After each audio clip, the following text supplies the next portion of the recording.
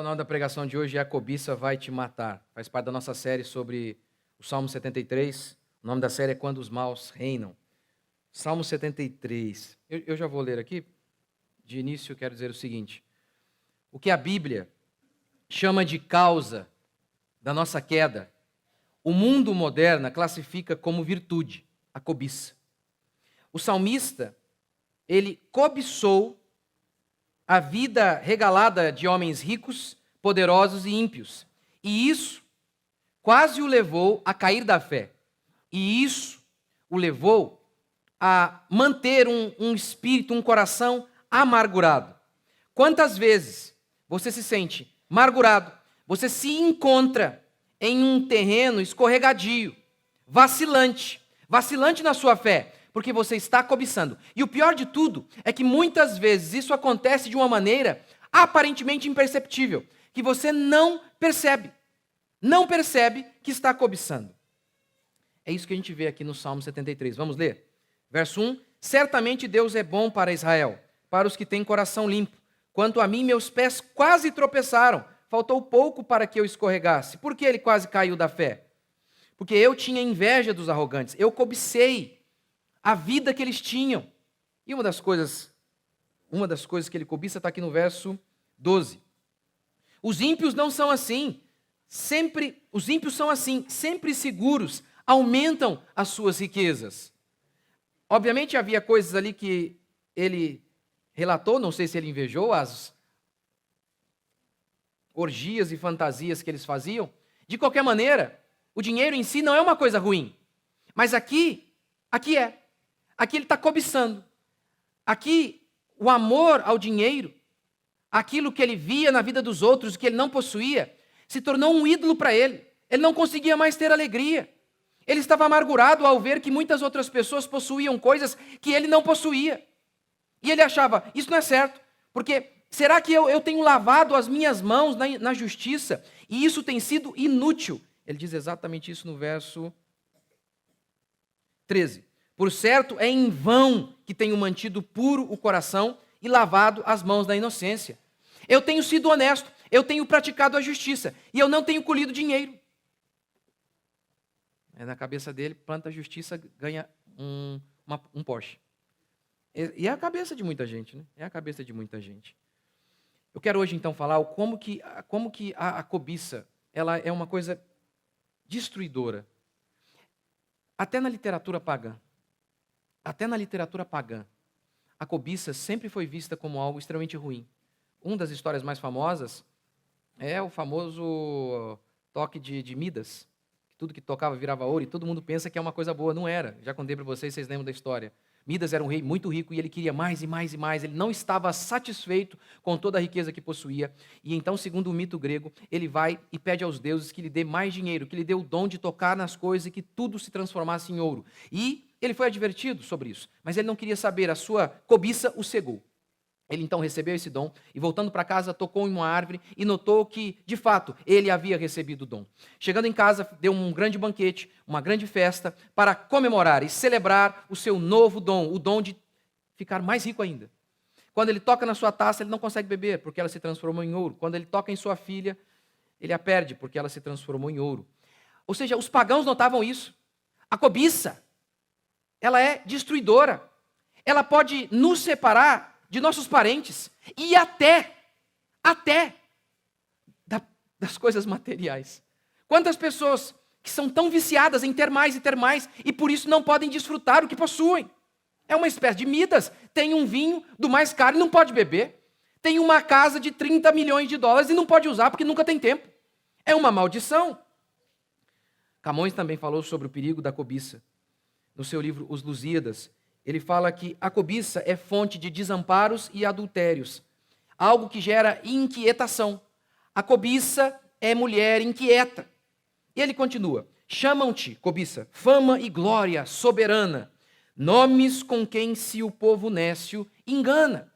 É por isso, por exemplo, que os coaches fazem tanto sucesso, porque eles prometem isso, a glória. E dizem que se você não pensa nisso, se você não é cheio de cobiça, você é alguém medíocre com crenças limitantes. Tem que mudar o seu mindset. É o que Camões está dizendo. Essas palavrinhas, fama e glória, são nomes para enganar os imbecis. E aí ele vem lá e com o Porsche ali do lado. E via de regra ele comprou o Porsche como? Via de regra, muitos deles, não é porque construíram uma empresa e estou ensinando como que eu construí minha empresa. Não. Foi vendendo o curso de como ficar rico. E ele ficou rico com você comprando o curso. Outro texto bíblico que retrata exatamente a mesma história do Salmo 73. O salmista relata em forma de experiência o que Paulo expressa em forma de ordem. 1 Timóteo 6,5. Homens cuja mente pervertida e privados da verdade, supondo que a piedade é fonte de lucro. Homens pervertidos e privados da verdade pensam que a fé é um caminho para o sucesso, que a fé é uma fórmula para sermos ricos. Norman Vincent Peale diz exatamente isto em seu livro O Poder do Pensamento Positivo. Ele pega várias passagens bíblicas, como por exemplo, tudo é possível ao que crê, para então transformar a fé, que é o caminho para Deus, em um caminho para a riqueza. E Norman Vincent Peale é o pai do Kenneth Hagin, é o pai de vários e vários coaches que vocês veem por aí. Homens pervertidos e privados da verdade supõem que o objetivo de ser piedoso é ganhar dinheiro. Que o objetivo da piedade é, eu estou aqui ajudando aquela senhora e o senhor vê aí se o senhor não vai me dar um Porsche ou um carrão, hein? Isso é um absurdo. Como eu vou tentar explicar, a justiça é um fim em si mesma. Eu vou explicar isso mais à frente. Homens pervertidos querem transformar a piedade em fonte de lucro. De fato, grande fonte de lucro é a piedade com contentamento. Paulo diz, é verdade. Não do jeito que vocês pensam, mas verdadeiramente quem é piedoso é rico, mesmo que termine como Lázaro, lambido por cachorro, sem dinheiro. Quem é piedoso sempre será rico, diz Paulo. Porque nada temos trazido ao mundo, nem coisa alguma podemos levar dele. Tendo sustento e com que nos vestir, estejamos contentes. Paulo não está proibindo ser rico. Outros homens, muitos homens na Bíblia o foram. Tiveram muito, e aqui a gente tem o padrão de Paulo, tá? Do que é riqueza, tá? O que é riqueza de acordo com os homens? Não me interessa. O que é riqueza de acordo com Paulo? Paulo está falando sobre riqueza, e ele diz assim, olha, não se preocupem em serem ricos. Tendo que comer e vestir, estejam contentes. Esse é o padrão. Ou seja, vocês todos são ricos aqui, de acordo com Paulo. Porque eu sei que vocês têm muito mais do que comer e vestir. Mas eu sei que muitos de vocês ainda sempre acham que não tem o bastante. Nunca é o bastante. Não há problema que Deus abençoe vocês e vocês prosperem. E vocês tenham mais. Mas é um problema quando vocês moram na casa da ingratidão, da cobiça. Porque a cobiça, ela é um vício. Ela é como crack. Você usa hoje, você usa 10 vezes, amanhã você vai precisar usar 15. Você nunca está satisfeito. A cobiça é um vício. É um vício. O seu carro nunca é bom o bastante. A sua casa nunca é boa o bastante. Mesmo que você prospere e troque, e troque, e troque. Nunca é bom o bastante. A cobiça é uma desgraça. A cobiça é um vício. É um vício. Não pense de modo algum que tenhamos uma perspectiva negativa em relação ao dinheiro. Muito pelo contrário. Católicos têm. Nós não. Nós não temos. Temos uma perspectiva extremamente positiva em relação às coisas materiais. Por quê? Porque Deus criou as coisas materiais. Paulo não está tendo uma perspectiva negativa em relação às posses. Nem Jesus e nem nenhum homem de Deus tiveram. Ele está tendo uma perspectiva negativa em relação à cobiça. Ele chama de amor ao dinheiro. Veja o que ele diz. Os que querem ficar ricos caem em tentação. Veja, ele não está dizendo que é pecado ser rico. Ele está dizendo quem deseja ser. É impressionante, toda vez que eu cito esse texto, o povo me dá porrada em mim. Eu só cito muitas vezes. Só cito, eles já falam, discordo. Crente que diz concordar com a Bíblia, que diz crer que a Bíblia é a palavra de Deus, diz para mim assim, discordo, eu só li o texto. Eu nem interpretei, eu só li. Quem deseja ficar rico, peca. É claro o texto, a sintaxe está diferente, está complexa. Não está, é que o coração cobiçoso não consegue crer nisso. Ele não consegue entender, não consegue aceitar. É isso mesmo. aquilo que pastores da teologia da prosperidade, aquilo que coaches e este mundo dizem que é normal, deseje ser rico, deseje, coloque no seu coração. Paulo está dizendo, não é. Isso vai te levar à ruína. A bênção é quando acontece com Salomão. Salomão, diz Deus, peça o que você quiser. Salomão diz, eu quero sabedoria para servir esse povo. Esse é o propósito do trabalho. Sabedoria para servir em primeiro lugar a sua família, para comprar coisas para deixar a sua família numa situação de conforto. Esse é o objetivo do dinheiro. Nenhum outro. Nenhum outro. Não é por status. Não é para que você se sinta vencedor. Expor as nossas riquezas é feio. Lembra de Ezequias? A embaixada da Babilônia foi até a casa dele. E ele mostrou todas as riquezas dele. Deus então falou para ele assim, o que você mostrou? Mostrei tudo, vai perder tudo. As riquezas não existem para serem expostas. Existem simplesmente para servir as pessoas que estão ao nosso lado. Em primeiro lugar, nossa família, nossos irmãos, nossa igreja. E qualquer pessoa que nós virmos que precisa e que de fato, e que não é vagabundo, é isso. Já fiz uma pregação sobre isso, né? Não tem que ajudar vagabundo. Quem não quer trabalhar, não coma, diz Paulo. Quem não quer trabalhar, não coma. Esse é o princípio bíblico. Esse é o princípio. Aqueles que querem ficar ricos caem em tentação e cilada e em muitas concupiscências insensatas e perniciosas, as quais afogam os homens na ruína e perdição. Você quer me dizer que você tem como alvo de vida ser rico? Não há problema em ser rico, mas ter alvo de vida. Isso é, o dinheiro é um fim em si mesmo para você. E você me diz, não, eu me conheço, eu sei que comigo não vai ter problema. Então a Bíblia está errada. É simples assim. Ou você conhece o seu coração, ou Paulo, inspirado por Deus, conhece o seu coração. Um dos dois. Um dos dois. Porque o amor do dinheiro é a raiz de todos os males. E alguns nessa cobiça se desviaram da fé. Como é que é? O salmista diz que porque ele invejou, ele cobiçou as riquezas dos ímpios, ele quase caiu da fé. Alguns nessa cobiça se desviaram da fé e a si mesmos se atormentaram com muitas dores. Como que pode isso? Uma coisa que é uma bênção em si mesma, que é o dinheiro, pode se transformar em algo que nos leva a perder a fé e trazer tormento para nós. Não é só o dinheiro, não. Pode ser, por exemplo, seu filho. Pode ser qualquer outra coisa boa que Deus criou. Quando você a ama, com uma devoção que deve ser direcionada apenas a Deus, você transformou essa coisa boa em um ídolo. Como Israel, que um dia ouviu de Deus, pegue aí e faça uma serpente de bronze e aquele que olhar para a serpente será curado. Todo mundo foi curado. Aí depois, sabe o que o povo de Israel fez? Transformou a serpente em um ídolo, deu até nome, Neustã. As coisas que Deus cria, que são boas em si mesmas, mas que nós muitas vezes idolatramos, e se transformam numa prisão e numa desgraça para nós. Tu, porém, ó homem de Deus, foge destas coisas. Antes segue a justiça, a piedade, a fé, o amor, a constância e a mansidão. Vamos lá, primeiro, a cobiça colocou o salmista num terreno. Eu escrevi incorretamente, gente, perdoe. A cobiça colocou o salmista num terreno escorregadio. Ele diz que quase caiu da fé. Paulo diz que aqueles que amaram o dinheiro, eu tenho sonho de ser rico, bem-sucedido. Paulo diz que isso é amar ao dinheiro. Porque o que é amar o dinheiro? Você já viu? Muito pastor também fala disso. Mas Paulo definiu o que é amar o dinheiro. Ele está dando uma definição aqui. Aquele que deseja ficar rico vai cair em concupiscência que afoga o homem na ruína. E aí ele fala, aquele que ama o dinheiro. Ele está definindo o que é amar o dinheiro. É isso. Ele sonha. Desde pequenininho. Meu Deus, se eu for rico aí eu vou ser alguém na vida. Eu vou impressionar alguém.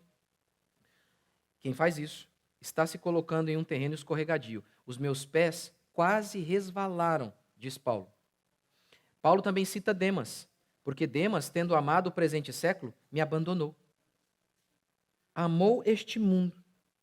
Óbvio, Paulo não foi específico em relação a quê, mas uma das coisas deste mundo é a cobiça. Porque veja bem, Ele amou este mundo, Demas amou este mundo. O que Paulo quis dizer? Que Demas amava a natureza? Porque a palavra mundo é usada em vários sentidos na Bíblia. Um deles, cosmos, o mundo físico. É óbvio que Paulo não está dizendo que Demas amou o mundo físico, que ele tinha alegria em olhar a natureza. Não. Paulo está falando aqui de mundo como aquele sistema de pensamento contra Deus. Aquele sistema de crenças e valores que são oriundas de Satanás, o Deus deste século. O Deus deste século. E se tem uma coisa que é deste mundo, é a cobiça, o status, a glória humana. A glória humana. É aquela coisa assim, sabe, do tipo, quer ver? Vou variar um pouquinho aqui a ilustração. É o cara que aqui ele sonha ter uma BMW. Nada contra a BMW. Ele sonha em ter uma BMW. Não é porque se ele sabe se a BMW é boa, é ruim, vai servi-lo. Não, não, não. É status. Aí ele chega em um país, aí tem uma BMW lá que ele sempre sonhou. Mas aí ele descobre que nesse país a BMW não significa muita coisa. Sabia? Aí ele perdeu o desejo de ter a BMW. Aquela BMW, ele não quis mais. Ué, por quê? Porque lá ele viu que, mas aqui, isso aqui, lá está velho aqui, nesse país rico. É disso que Paulo está dizendo. Paulo não está condenando o carro em si. Não está condenando a matéria. Mas isso é mundo. Querer as coisas por status, querer as coisas para impressionar as pessoas. É isso que é mundo. Não amem o mundo, diz João. O que há no mundo? O desejo forte, que ele chama de concupiscência. As paixões fortes da carne e dos olhos e a soberba da vida. A soberba da vida. Um carro, por exemplo, é simplesmente para facilitar a nossa vida. A gente compra um carro porque a gente diz, isso aqui vai facilitar a vida da minha família. A gente não olha para o carro com orgulho dizendo, eu venci na vida. Você tem orgulho disso? Eu venci. Eu acho natural se a gente... O fruto do trabalho, de você falar, poxa, conseguimos resolver um problema. Acho isso natural. Acho isso algo normal. Mas do tipo, eu venci, eu tenho um carro de status tal, e agora... Esse era o problema do salmista. Ele estava cobiçando as riquezas. E por isso ele quase caiu da fé. Paulo diz em Timóteo que homens com a mente pervertida e privados da verdade é que pensam que a piedade é fonte de lucro. Esses homens é que pensam assim. O salmista diz que conservou inutilmente as suas mãos limpas. Ele disse, eu pratiquei a justiça e colhi o quê? Estou sofrendo. Isso aqui é de uma feiura tão grande, é o salmista expondo uma feiura. A justiça é um fim em si mesmo. Como assim? Você não pergunta para alguém que está em busca da verdade e que encontra a verdade, por que você quer a verdade? Porque a verdade é um fim. Você não pergunta para alguém que busca a justiça e a encontra. Você não pergunta para ele, por que você quer a justiça? A justiça é um fim em si mesmo. Como assim? Muitas coisas na vida são meios para alguma coisa. A justiça não é. A justiça não é um meio para ter uma casa própria. A justiça não é um meio para termos um carro. A justiça é. Por exemplo, por que nós devemos ajudar o próximo que está diante de nós? Porque Deus disse, porque é o certo a se fazer, ainda que você morra pobre e sendo lambido por cachorro, como Lázaro morreu. O certo é o certo, porque Deus disse, nós não fazemos o certo para colher alguma coisa. Jesus ordenou que a sua mão esquerda não saiba o que a sua mão direita faz. Ou seja, o bem, quando é bem mesmo, ele não espera nada em troca. O amor não procura seus próprios interesses. O amor genuíno, ele simplesmente se doa. Ele simplesmente faz. Simplesmente faz. E se? Porque às vezes tem gente que faz a oração do Salomão, sabia? Ele faz. O Senhor, ele olha Salomão. Está vendo, Salomão? Deus falou para ele, pode pedir o que quiser. E Salomão pediu sabedoria. E Deus deu sabedoria e dinheiro para ele. E aí o crente pensa que pode dar o cambal em Deus. Ele pensa que pode enganar o Senhor, aquele que vê todas as coisas. Ele, Senhor, dá-me sabedoria. E aí Deus deu sabedoria para ele. E depois ele está muito chateado. Senhor, cadê o dinheiro? Você pediu sabedoria. Eu dei. Mas para Salomão, Eu dei para Salomão eu dei, para você eu não vou dar. Eu faço o que eu quiser do que é meu. Assim como eu não dei para Lázaro. Assim como eu não dei para vários crentes lá de Hebreus 11. Dei para uns e não dei para outros. Dei para Abraão. Não dei para Paulo. Dei para Davi. Não dei para Pedro. Eles morreram pobres. Eu dou o que eu quiser para quem eu quiser. Eu não devo nada a vocês. A justiça é um fim em si mesmo. Nós fazemos porque é o certo a fazer. Nós fazemos porque é correto. É imoral aquele que pensa: não vale a pena fazer o bem, eu não estou colhendo nada. Ou seja, você está me dizendo então que naquele dia que você viu uma pessoa na estrada, precisando de ajuda, que você nem conhecia essa pessoa, e você parou e você fez o bem, não valeu de nada? Porque você não ganhou um dinheiro em troca? Nós não precisamos ganhar nada em troca. O certo é o certo. Ainda que morramos pobres, venhamos a morrer pobres, doentes e miseráveis. Fazemos o certo porque é o certo. A gente vem para o culto porque Deus mandou. A gente é fiel à nossa esposa porque Deus ordenou. Nós nos esforçamos para ser honestos porque é o correto, porque é justo. Não precisamos de um motivo a mais para sermos justos. Temos que ser justos porque é justo ser justo. Até os homens mais depravados do mundo estão dispostos a fazer o bem se houver garantia de que eles vão receber alguma coisa em troca. Até homens depravados. Até homens depravados. Eu conversava com um amigo esses dias e... Fulano, cadê o pastor fulano? O que aconteceu? Nossa, está arrasado. Por quê? Fez muita dívida, ficou devendo milhões, acabou com o ministério. O outro fulano, como é que tá? Está bem? Só história de desgraça. E pessoas que eu pensava, parecia tão piedosa, não parecia um traficante, não tinha cara de um traficante, um bandido, não era. Era só alguém ganancioso, bem vestidinho, nunca traiu a mulher. Era só um cara cheio de cobiça no coração, era só isso. Só isso. Por exemplo, eu às vezes me pergunto, como esse pastor pode trazer um herege desse para pregar na sua igreja? Por exemplo, seguinte cenário, real. O cara é um sucesso, esse cara. Mas ele diz que a Bíblia tem erro, ele diz que a gente não tem que perdoar ninguém, não. Esse cara diz que é crente. Esse cara fala palavrão. Quem é, hein? Você na internet. Coloca aí no comentário. Quem é? Para dar engajamento aí. Dá para trazer na igreja aqui um cara que diz que é crente, só porque ele tem uma McLaren, uma Ferrari, ele fala palavrão na pregação, ele diz que a Bíblia tem erro, ele levou um cantor gay para cantar no seu evento. Eu me pergunto, por que alguém faz isso, gente? Por que alguém leva um cara desse na sua igreja? Por que alguém faz isso, gente? Meu Deus do céu. Meu Deus. Pode ser que o motivo seja este. A cobiça não apenas pelo dinheiro, mas pelo sucesso. Pode ser. Por que muitas vezes pastores vão caindo da fé? Porque eles começam a aceitar coisas que são explicitamente condenadas na Bíblia. Porque a cobiça os cega, os deixa tolos. Eles começam a dizer, não, peraí. Se eu falar isso, eu vou ser xingado, vou perder dinheiro. A cobiça transforma até os mais inteligentes em estúpidos. A cobiça começa a conversar com você.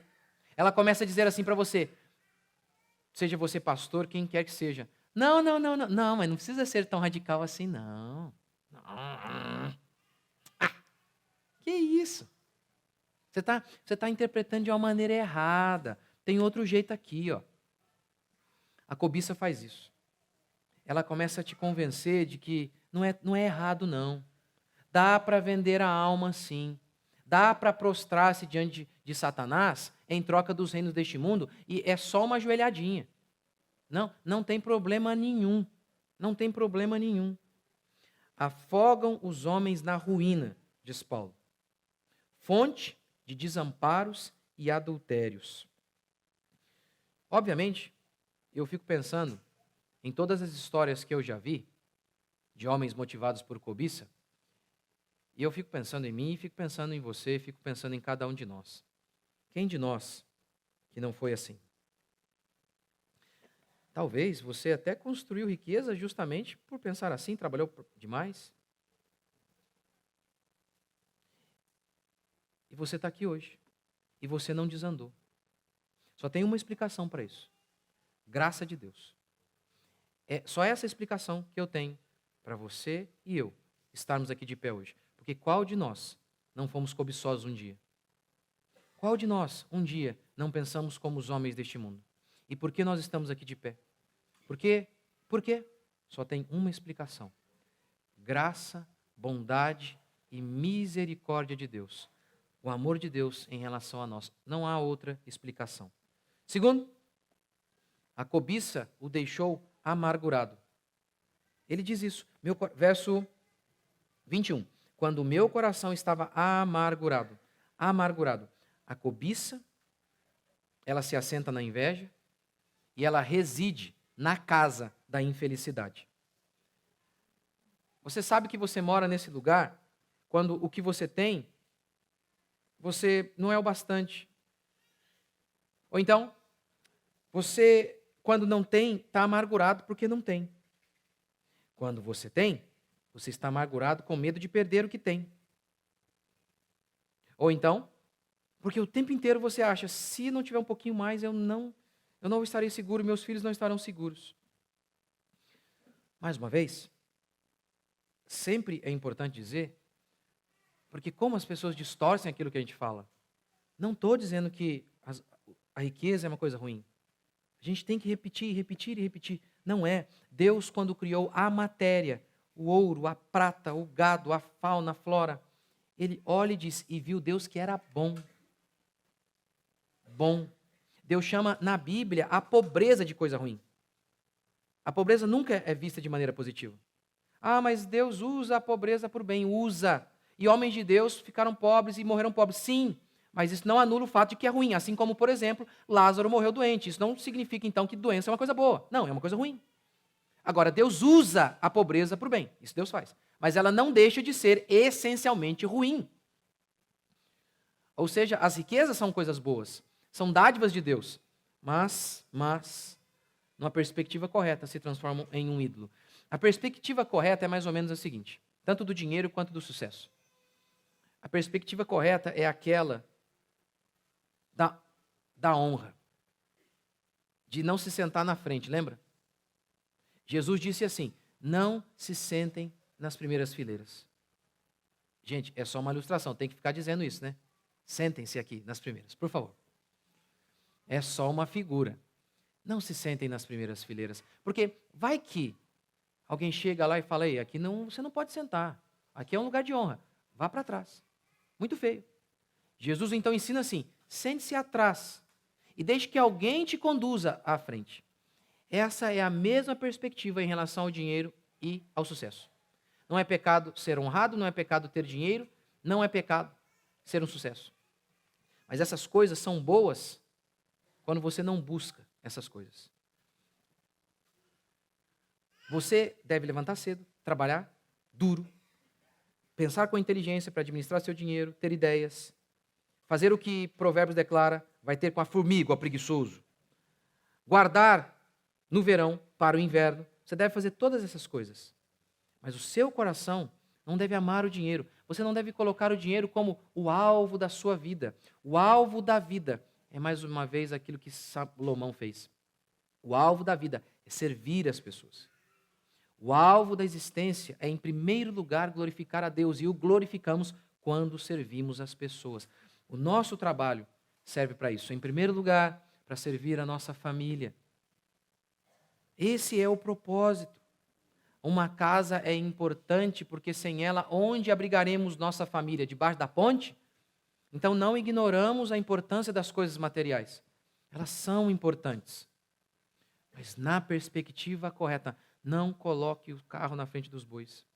Os bois na frente dos carros. Agora esqueci tudo. Vocês entenderam a minha parábola? É o carro na frente dos bois, né? Boi que vai na frente, né? Não é pecado ter recursos, mas que a gente tenha a perspectiva correta. Então, a nossa perspectiva não é negativa em relação ao dinheiro.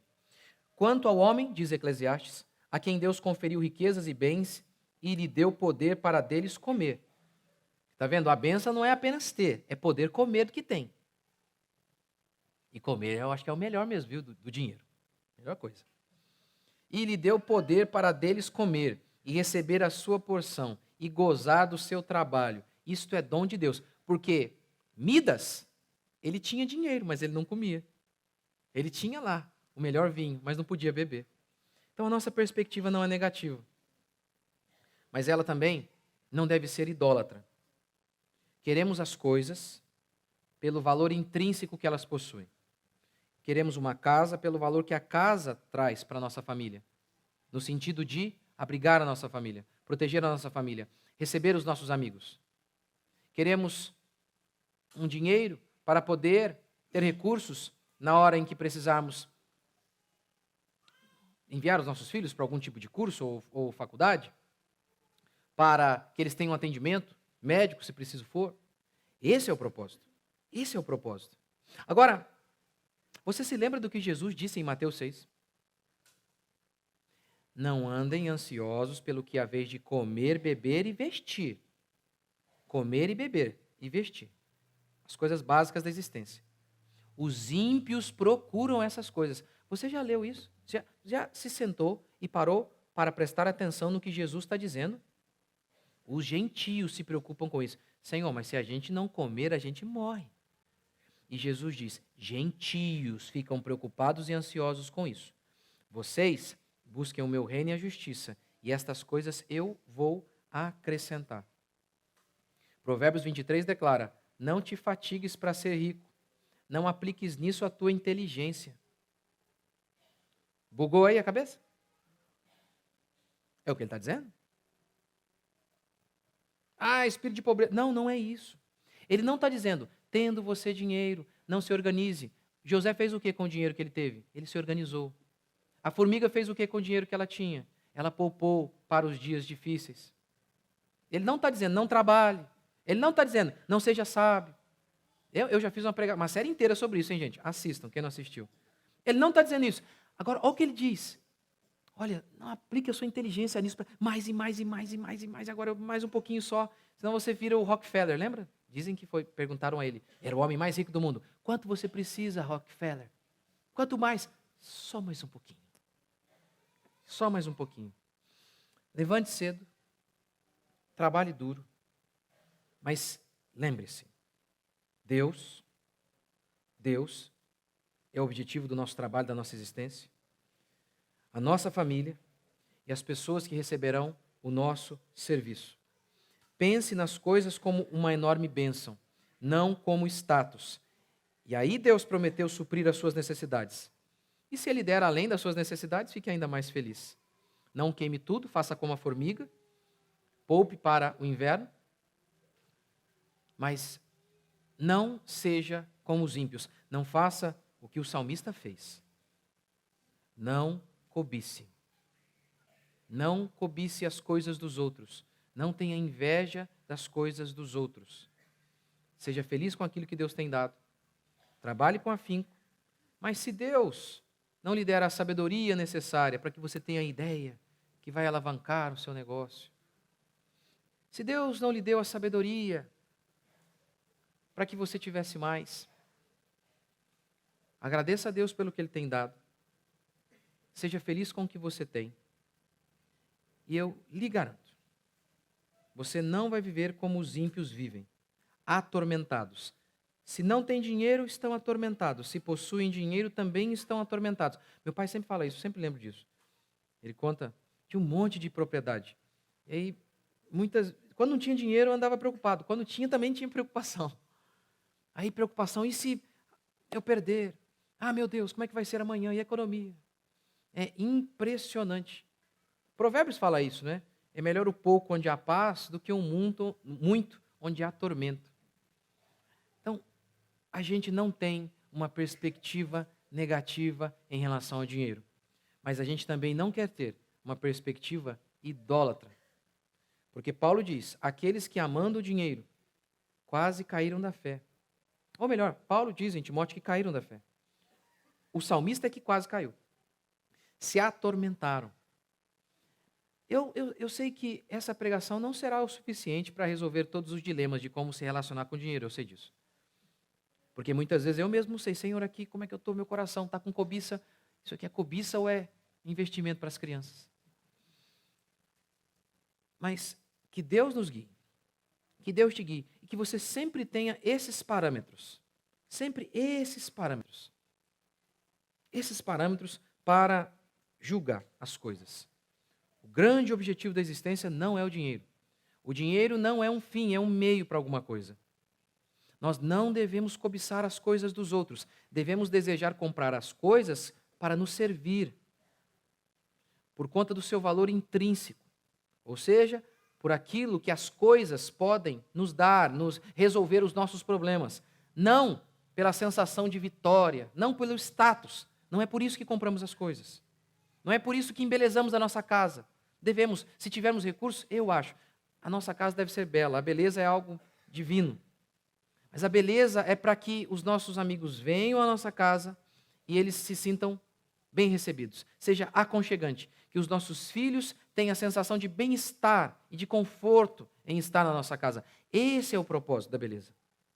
Esse é o propósito. Do contrário, é uma espécie de sensualidade, uma casa sensual. Uma casa de biquíni seria. Não é esse o propósito. Não é esse o propósito das coisas. Que Deus nos dê graça para que tenhamos uma atitude correta em relação ao dinheiro. Porque do contrário, diz Paulo, nos afogaremos em ruína. Vamos ficar de pé?